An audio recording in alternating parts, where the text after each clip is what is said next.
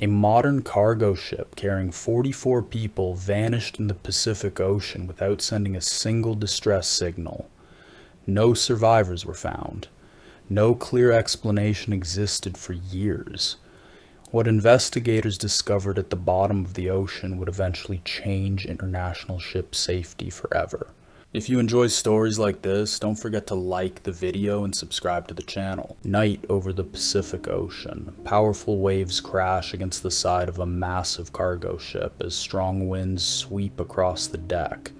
Inside the bridge, Captain Jeffrey Underhill quietly studies the latest storm reports. Typhoon Orchid is changing direction faster than expected. Deep inside the vessel, 44 people continue their normal routines. Some are asleep, some are finishing their shift, others are thinking about home. None of them know they are about to become part of one of the most mysterious maritime disasters in modern history. The ship was called MV Derbyshire.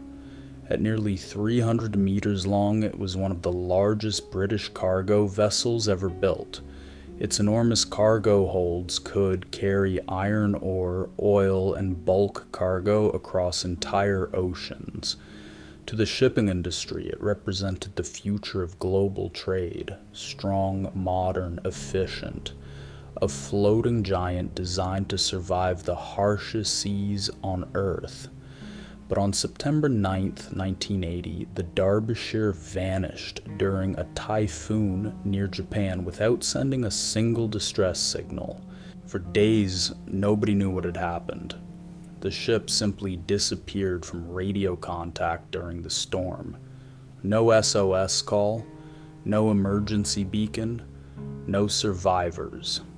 At first, company officials hoped the radios had failed and the vessel would eventually appear in port. But as the hours turned into days, silence became impossible to ignore. Somewhere in the Pacific Ocean, one of the largest ships in Britain had vanished along with everyone on board. Families waited for answers that never came. The Derbyshire had begun its final voyage weeks earlier in Canada. Its cargo holds were packed with iron ore bound for Japan. The journey was long but routine for ships of its class. Most of the crew had spent years at sea. They trusted the vessel completely. Captain Underhill was known as a careful and experienced sailor who avoided unnecessary risks. Crew members described him as calm, disciplined, and deeply respected. He was not the type of captain who would knowingly sail into danger. Among the people on board were engineers, mechanics, radio operators, and deck officers. 2 officers' wives were also traveling with the crew. Life at sea could feel isolated, but routines created a sense of normality. Meals were shared, watches changed every few hours. Conversations drifted between work, family, and plans for returning home. Captain Underhill himself was looking forward to reuniting with his wife in Japan. The voyage seemed close to its final destination. But far ahead of the ship, conditions in the Pacific were changing rapidly. Typhoon Orchid had formed south of Japan and was gaining strength.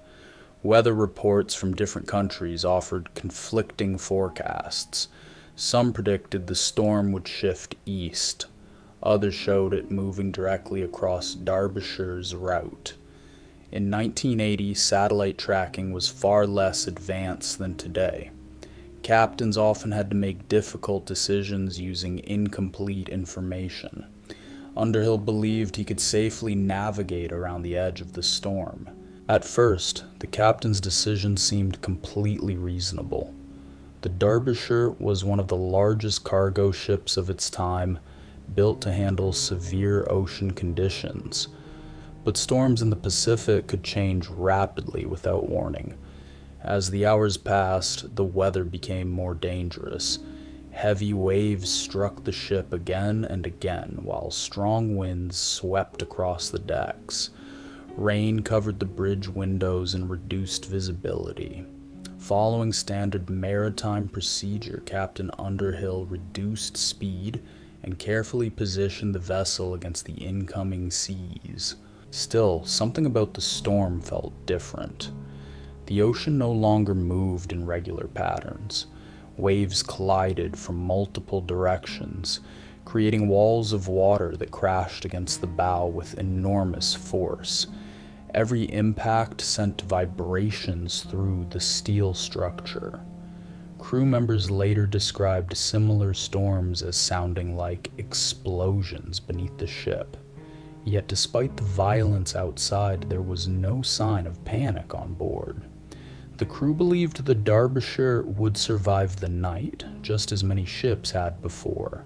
Then, sometime after 3:30 in the morning, all communication stopped. Radio stations on shore no longer received messages from the Derbyshire.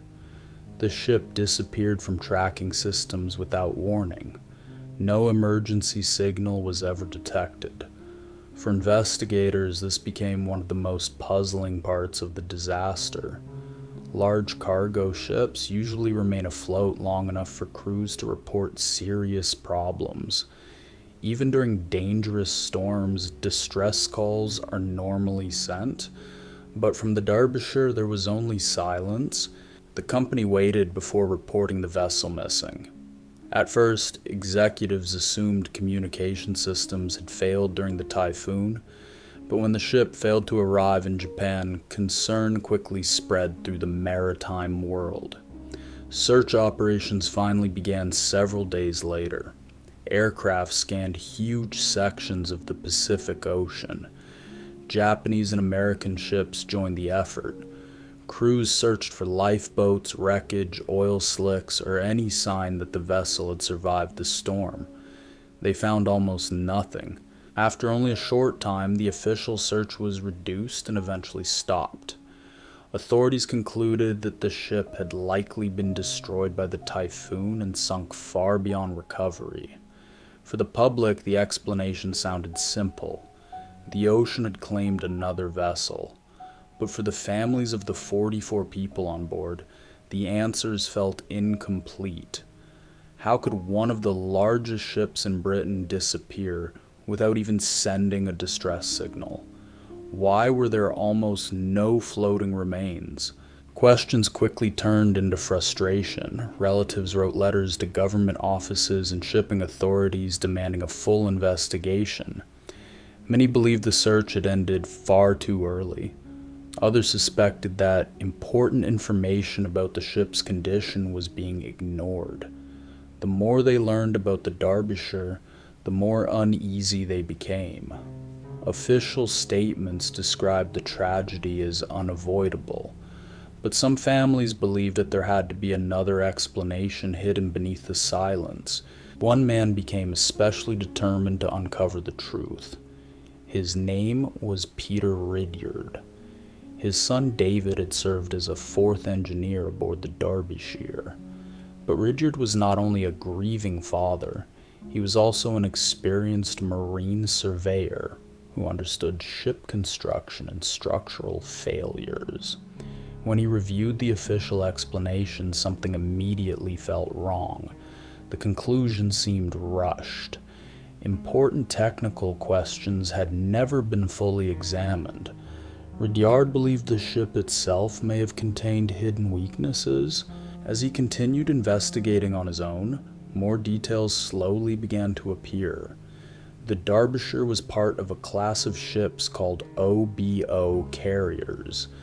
These vessels were built to transport oil, ore, and bulk cargo on long international routes. Shipping companies valued them because they lowered costs and offered greater flexibility. But the design was still fairly new in the maritime industry. Engineers had little long-term experience with how such massive ships would respond to years of heavy stress during severe ocean storms. The Derbyshire was built at a time when British shipbuilding was under growing pressure. Shipyards were competing against rapidly expanding industries in Japan and South Korea. Companies wanted ships completed faster and at lower cost. Years later, reports suggested that some parts of the Derbyshire's construction had been modified during the building process. In some areas, thinner steel was used and certain inspections became less detailed. At the time, these decisions did not seem critical on their own, but together they later became an important part of the investigation. Then another alarming event changed everything. In 1982, a sister ship from the same class encountered severe weather in the North Sea. During the storm, cracks appeared near critical sections of the hull structure. The damage was serious enough to alarm experienced inspectors. For Peter Ridyard, it confirmed his fears. If one ship developed structural problems during heavy seas, perhaps Derbyshire had suffered something similar inside Typhoon Orchid. The official explanation no longer seemed convincing. Ridyard continued collecting evidence year after year. He studied engineering reports, construction records, and testimonies from sailors who had worked aboard similar vessels.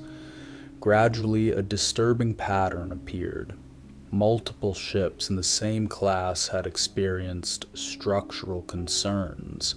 Some crews reported unusual stresses during rough weather.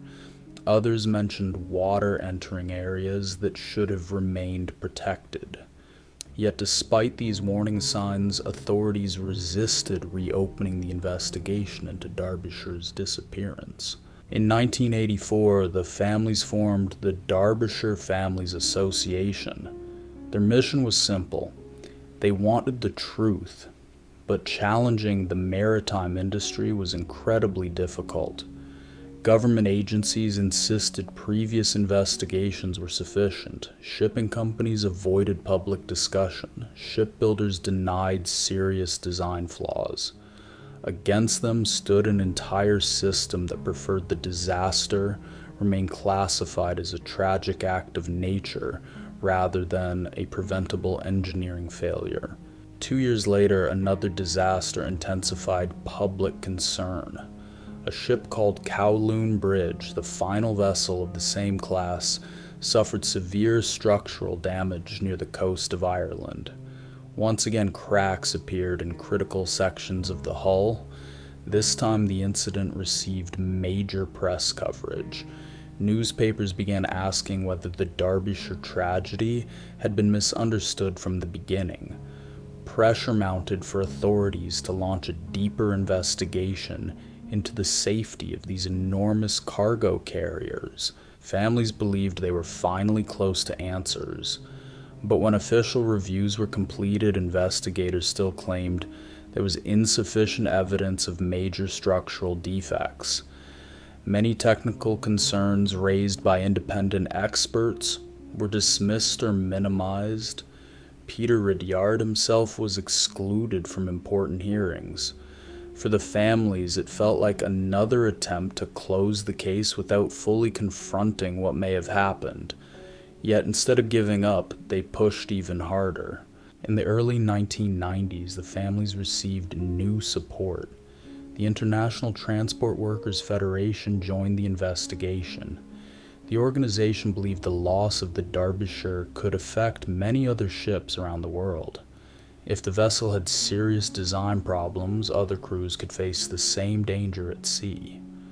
With financial support from the Federation, a search mission was finally approved. Teams prepared to explore the ocean floor and locate the remains of the Derbyshire far beneath the Pacific Ocean. Many officials doubted the wreck would ever be found. The search area covered enormous sections of the Pacific Ocean, nearly 4,200 meters deep.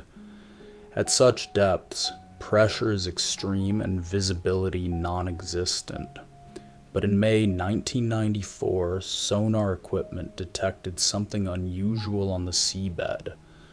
After only 23 hours of scanning, search teams located scattered wreckage. The Derbyshire had finally been found after nearly 14 years beneath the Pacific Ocean. The discovery shocked investigators and families alike. Instead of lying intact on the seabed, the ship had been torn apart across a huge area. Sections of the hull rested hundreds of meters from each other. The pattern suggested a violent structural failure rather than a slow sinking. For the first time, investigators could study physical evidence directly from the wreck. The ocean had preserved clues that years of official reports failed to uncover. Detailed underwater analysis slowly reconstructed the ship's final hours. The disaster likely began at the very front of the vessel. During the typhoon, enormous waves repeatedly struck the bow with crushing force. Smaller structures near the forward deck started failing first. Vent covers and access points may have been damaged by continuous impacts. Seawater then entered compartments that were never designed to fill under normal conditions.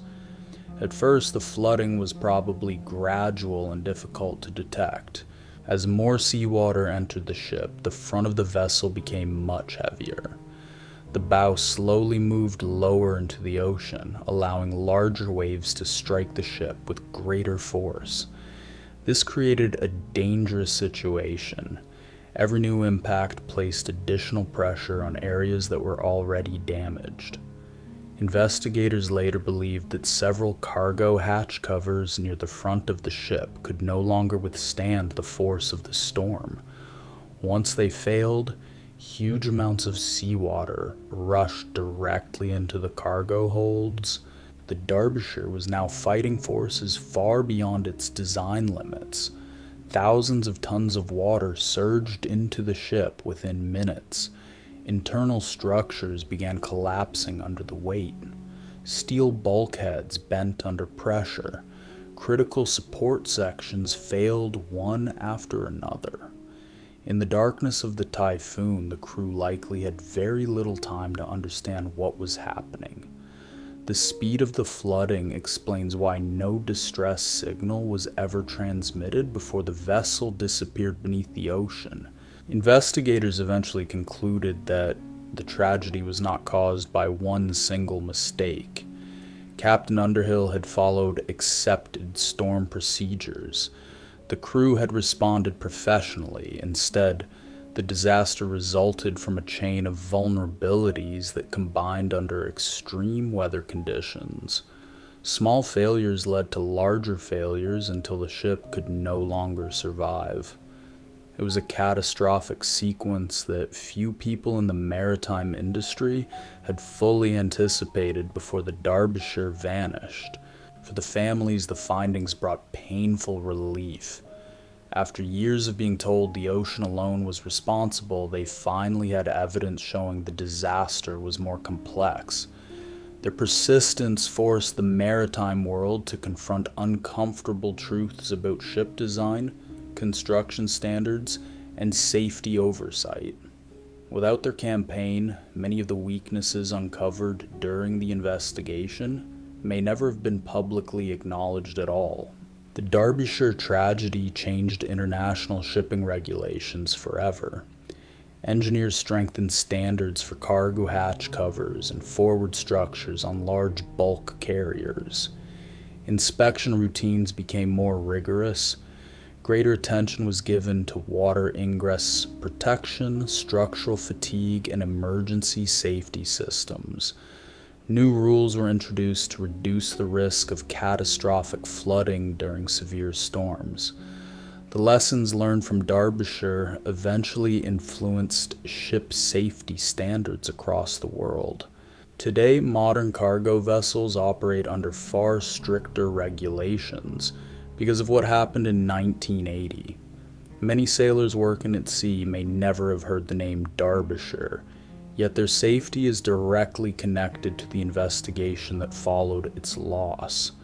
Every reinforced hatch cover, every improved inspection procedure, and every updated engineering requirement carries part of the legacy left behind by the 44 people who never returned home. Yet beyond the engineering lessons, the story of Derbyshire remains deeply human. It is the story of families who refuse to accept silence as an answer.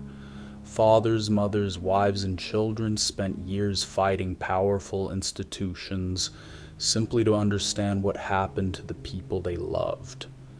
Their determination transformed a forgotten maritime disaster into one of the most important safety investigations in modern shipping history. Peter Ridyard continued speaking publicly about the case for many years. For him, the investigation was never about revenge or blame.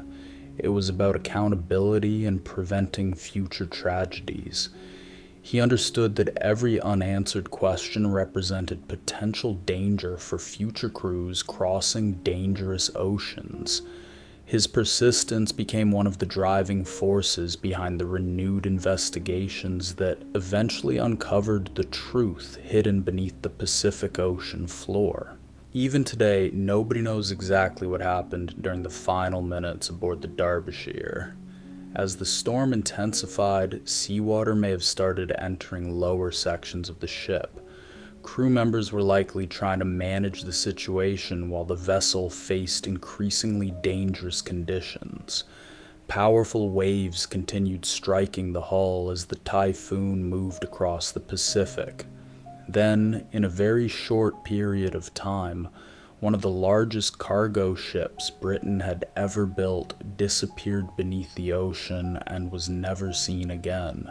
Maritime historians still consider the Derbyshire one of the most important shipping disasters of the modern era, not because it involved war or piracy, but because it revealed how small overlooked weaknesses can combine into catastrophic failure. The ship itself became a warning about the hidden risks inside massive industrial systems. In extreme conditions, even minor vulnerabilities can become fatal when ignored for too long.